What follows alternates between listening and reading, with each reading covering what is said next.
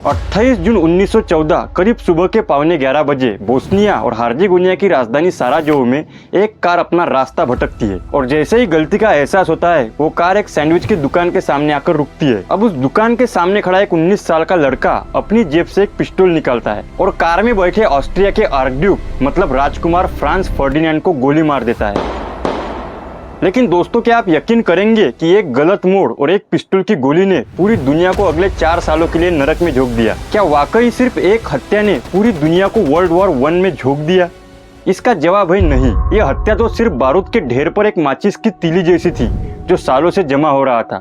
चलिए इसकी एक एक परत को खोलते हैं। पहली परत है दोस्तों सीक्रेट अलायंस। उस समय यूरोप के देश 2 ग्रुप्स में बटे हुए थे।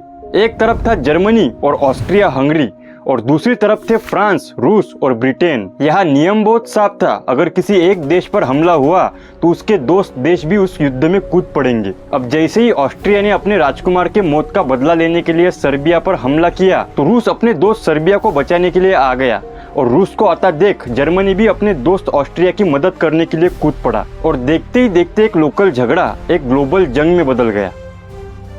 दूसरी परत है इंपेरियलिज्म और ताकत की भूख। उस दौर में हर बड़ा देश दूसरे देशों पर कब्जा करना चाहता था। ब्रिटेन और फ्रांस ने पहले से ही आधी दुनिया पर कब्जा कर रखा था और यही बात जर्मनी को खटक रही थी।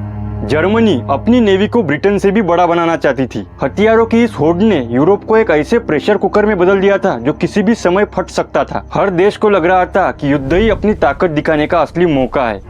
तीसरी और आखिरी परत है नेशनलिज्म की। उस वक्त बाल्कन एरियाज के लोग ऑस्ट्रिया हंगरी साम्राज्य से अलग होना चाहते थे। वो अपने अलग देश का सपना देख रहे थे और इसी जुनून में आकर गैवेरिलो प्रिंसिप नाम के उस 19 साल के लड़के ने आर्कड्यूक की हत्या कर दी। उसे लगा था कि हत्या से आजादी मिलेगी, लेकिन उसे अंदाजा नहीं था कि उसकी एक गोली दुनिया के 2 करोड़ लोगों की जान लेगी। अंत में जब जर्मनी ने फ्रांस पर हमला करने के लिए न्यूट्रल देश बेल्जियम के अंदर सेना घुसाई तो ब्रिटेन भी इस युद्ध में कूद गया और यही से ये जंग सिर्फ यूरोप की नहीं बल्कि पूरी दुनिया की जंग बन गई। अगर वीडियो इन्फॉर्मेटिव लगा हो तो सब्सक्राइब कर देना।